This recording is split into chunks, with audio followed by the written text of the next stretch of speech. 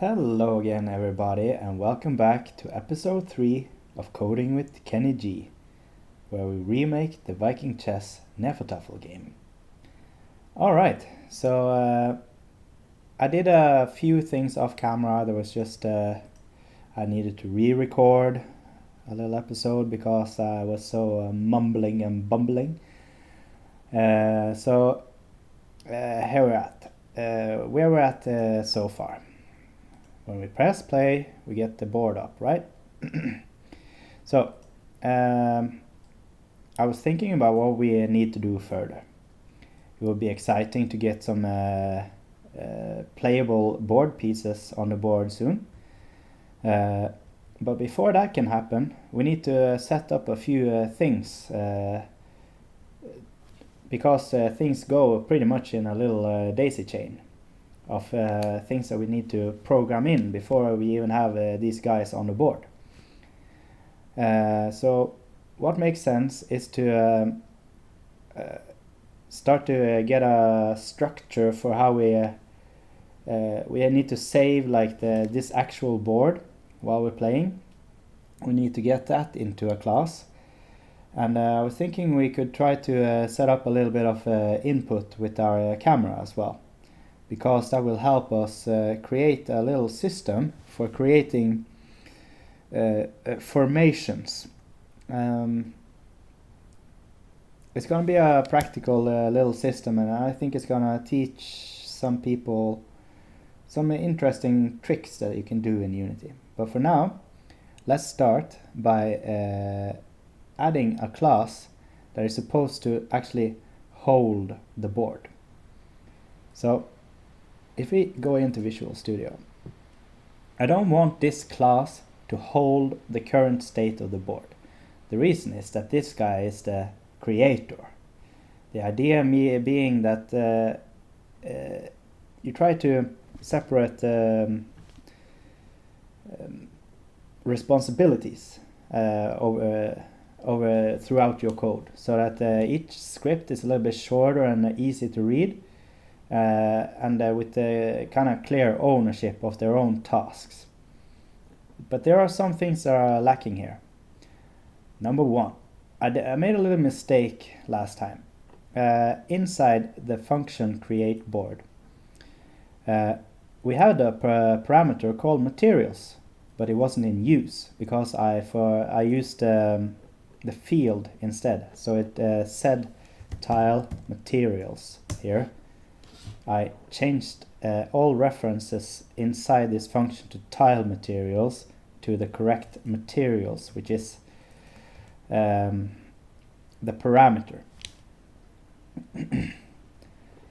Alright, so that was a little bit a mistake, but now we're gonna tell the world around us that we have created this board from this class, and this is going to be done through an event. So we're going to create something that is called a static event. So we're going to use a few C# keywords there. So we're going to use public static event, and then a special class from the system namespace system dot action. This guy is a shorthand delegate which you can use for events and delegate functions, and it's going to have a payload of a 2D array of tiles. So we're going to write tile as a 2D array, and that's the payload this guy is sending out when we're invoking the event. And the name of the event is on board created. So a few little tutorial things here. Since it's static, it means that this event belongs to the class itself. So we can invoke this from another class by writing, or rather listen to this event from another class by writing board creator in large letters, and that dot on board created. I'll show you. This is how you listen to it. Okay, and it's an event, which is a special C# keyword. And then the payload, the thing that we're sending in, is a 2D array of these tiles. We haven't created that structure yet, so we need to go into the create board function, and we're going to have a local variable inside here, which is this 2D tile array. So we're going to write tile, square brackets with a comma, which means it's a 2D array with the name tile array, equals new tile array of size board size dot x and board size dot y. So now we have a local variable inside this function, and we need to assign each slot inside this tile array this tile at these positions. So every time we loop through an instantiated tile, we assign that tile to that position. So tile array at position x, z equals t. Then we slot in this guy into this position inside the tile array. 2D. Cool. And after we have then created all the tiles, so after this, all these loops, just before this function ends, yep, correct, we invoke the static event. So on board created, and then we're going to use this special C# keyword for invoking events with a shorthand of checking if it is null. If it's not null, then we invoke. So we write the question mark, point, and invoke. And we send the payload tile array. There we go. So if nobody is listening to this event, then this guy won't be invoked. But we have to listen from another class. And that is the class that we're going to create now. So I'm going to save this script and go out into Unity again, just to see that I didn't make any dumb mistakes. That looks good. And then we're going to create a class called board, because the idea is that this is our kind of a little bit more long-living class that we're going to connect to a lot during the game. It's called board, and we're also going to slap that onto the board. There we go. And this guy, this script, is going to hold the actual state of the physical board that is right now. Note the physical state, like the thing that we actually see. This must always be updated each turnover and stuff like that. Don't lie. So this is a new class, and this is going to be a singleton. Maybe we should describe this class a little bit with some comments. The board class contains the current state of the board.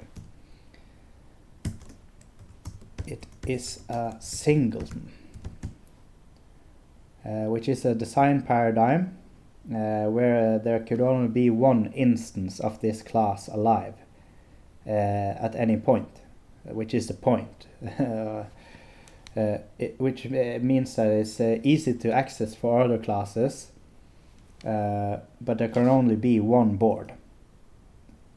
It is helpful in some cases, and in some cases it's actually this kind of a disadvantage.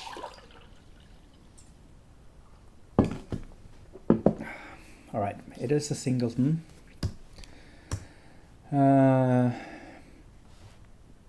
Contains a helper functions for figuring out different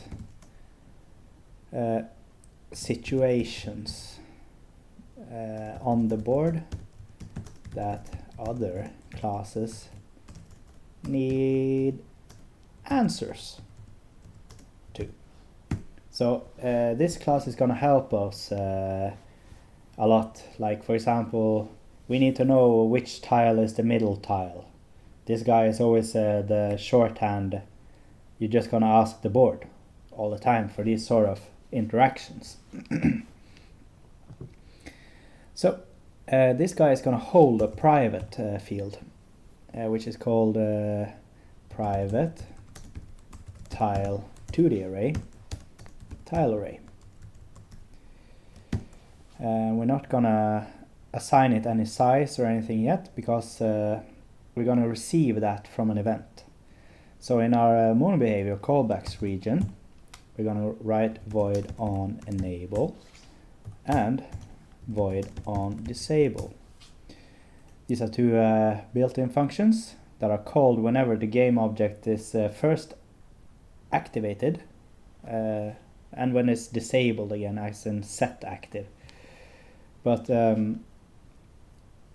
this is the generally recommended way to listen to events in Unity. So we're going to do that where applicable. And here we're going to listen to the board creator. And since this was a static event, we write capital letters as the class itself, board creator dot on board created. And we're going to write plus equals on board created. What this means is that we're going to create this function here in our event handlers region. So private void on board created. And here's the thing, we need to match the signature of the event, or rather the payload. So what's coming in is a tile 2D array. So we need to accept that as a parameter. So tile 2D array, and we're going to write underscore tile array. This function matches the signature that this event sends out. That's why this works. So it might look weird if you're not familiar too much, because there is no parenthesis after this like a method call.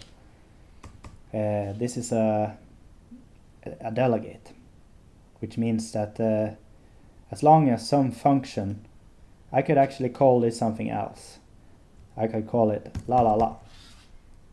And as long as la la la function takes in a tile 2D array, which matches this payload, it'll work. But for our sake, we follow a convention, which is to match the name on board created. And also, every time I read on in front of a method, I know that it's a event handler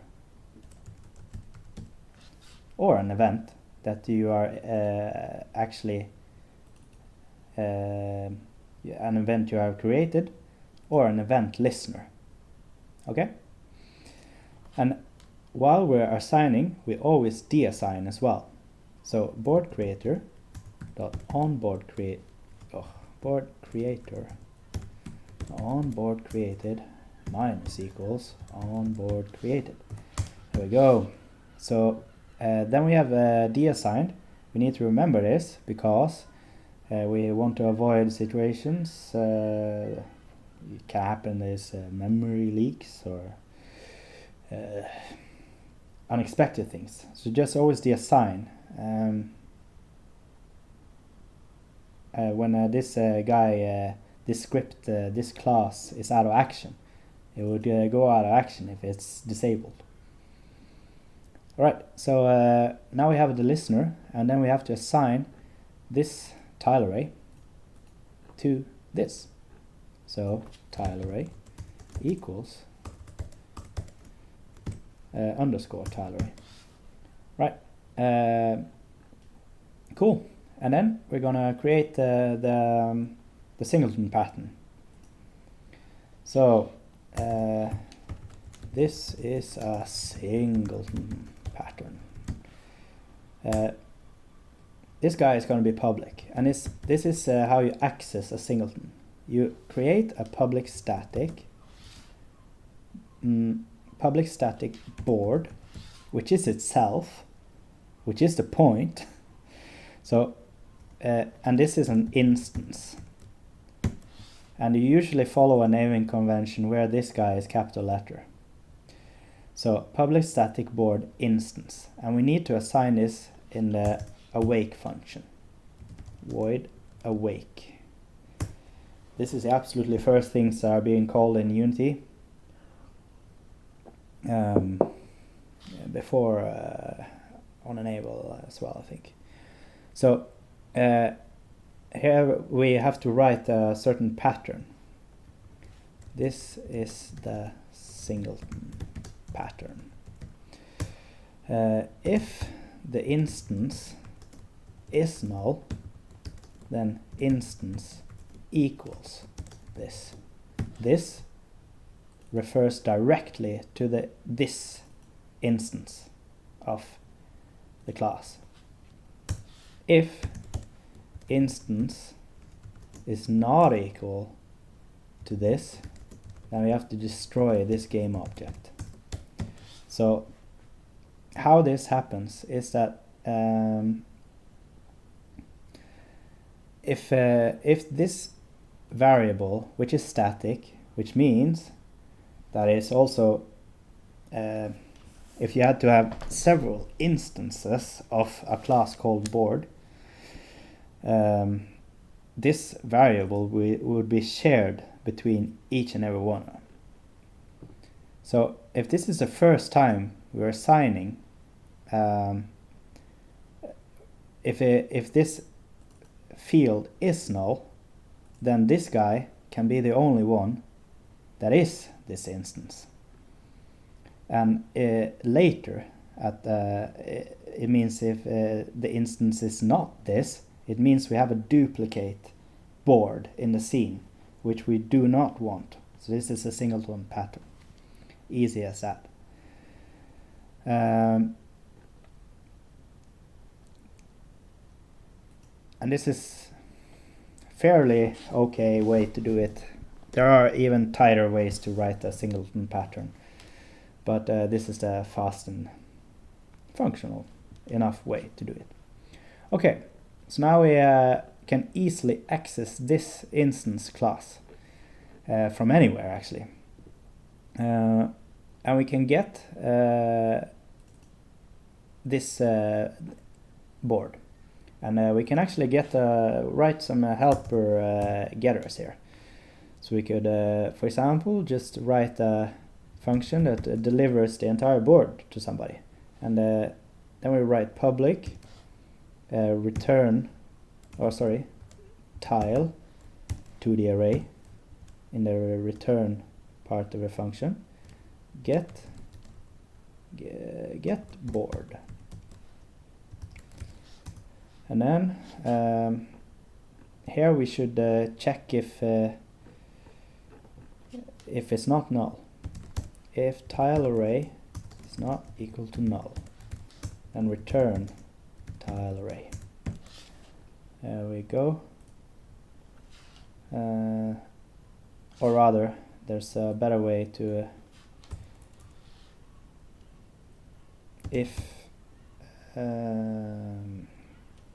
tile array is null, return null. Other than that, we return tile array. There we go.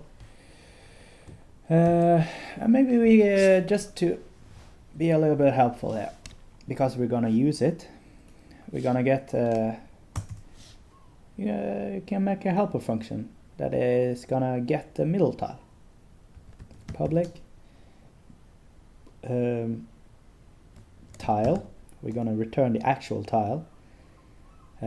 Get center tile. We do the null check here as well. If tile array is null, return null. If not, then we return tile array at index, and here we're gonna, now you're gonna, if you are not too familiar with 2D arrays, there are some ways where we can access the length of each dimension. So I'm just gonna write this in a one dirty ass line of code. So we're gonna return tile array at position tile array dot get length at dimension 0, which means the x, divided by 2, and then tile array dot get length at the dimension 1 divided by 2. So this is the x, dimension 0, and this is the y. And then we find the middle tile and we return that. So it's just a helper function. But we're going to use it in our input function, which is maybe, yeah, okay, we can do that one. We can start it. I'm gonna save the script and go out into Unity to check I'm not doing anything weird. And we can check if this guy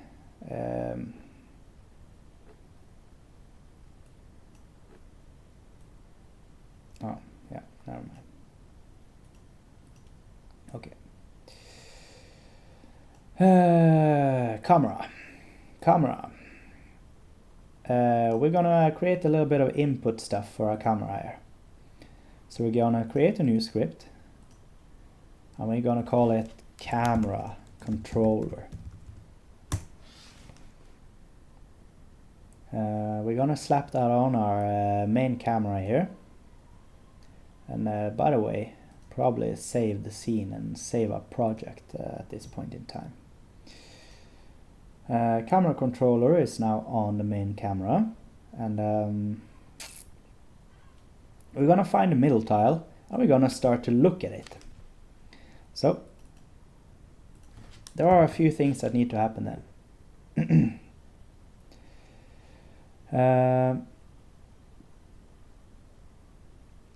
Yeah, now I actually created a helper function that might be a little bit wonky to use. But okay, let's think about this.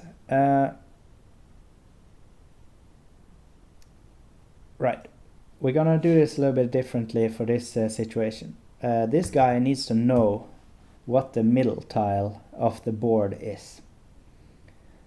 So he's gonna have a what I call a lookat target, which is actually a transform. Private transform lookat target. This is gonna be where the camera is always trying to look.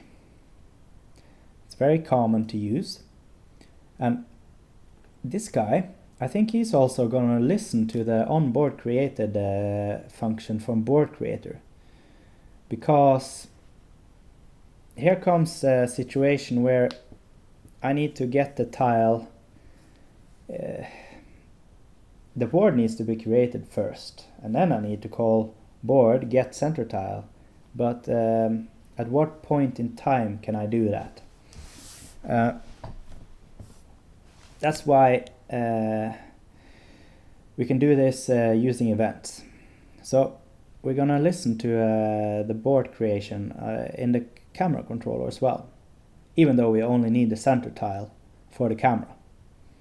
So void on enable and void on disable, and we're gonna write board creator dot on board created plus equals on board created. So it's gonna be identical to the other one, on board created minus equals on board created. And then in our event handlers, we're gonna have the exact same thing. Private void on board created, taking in a tile to the array tiles. There we go. And then we're gonna write a little. We're gonna assign look at target there. So look at target equals tiles at position tiles dot get length at dimension 0 divided by 2 and tiles dot get length at dimension, or rather y, or dimension 1 divided by 2 dot transform, boom. And then we have assigned the look at target here.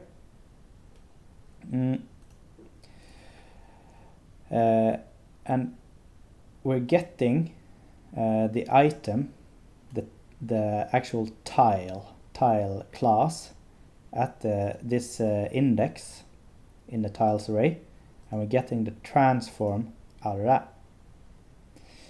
All right, and then all we need to do in order to make our camera look at target is to write a void late update.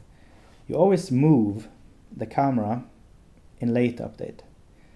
That's because other events in the game could happen in update, and you always move the camera last, so it's just something to remember. So here we need to check if look at target is not null. Look at target is not equal to null. Then we can also get a reference to ourselves actually. Private camera, my camera. Many people have done the Unity mistake of checking something called camera.main, for example in your update function. This is a very expensive operation which you don't want to do all the time. So it's nicer to assign we have a private variable that holds which camera is camera.main, which is itself, but we're going to assign it in the awake function, my camera equals camera.main. We could also do a get component on this object, but this is the shorthand, and it does exactly the same thing actually. So now I have a reference. This is way cheaper, and just so you know, you should always do this. If you ever do this in expensive code, bad idea. You're calling a get component like every frame. Not good. Okay, so we have assigned my camera, and I think we can say my camera dot look. Can't I? I thought it was in this. I thought it was in the camera, but that's fine. We could also assign a transform. Private transform, my transform.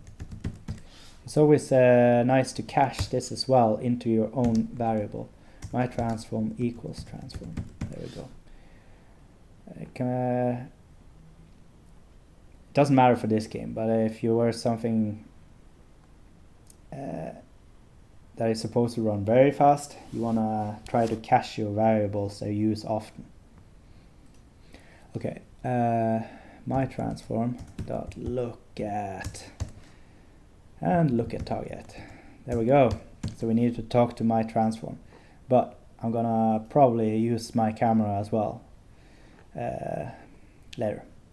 So we're just gonna check everything that we're doing so far and see if our camera, once I press play, kind of rotates down a little bit and looks at the center tile.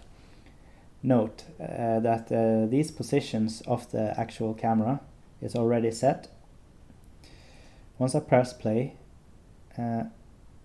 if I move the camera, you see, it tries to look at the center tile position, which is exactly what we want. So we managed. This proves also that the onboard created function works, because we managed to find the tile, the center tile that is, using the onboard created with the entire 2D array of tiles. So I think that we got a little bit of work done this episode, and thank you for watching, and I hope you look forward to the next one.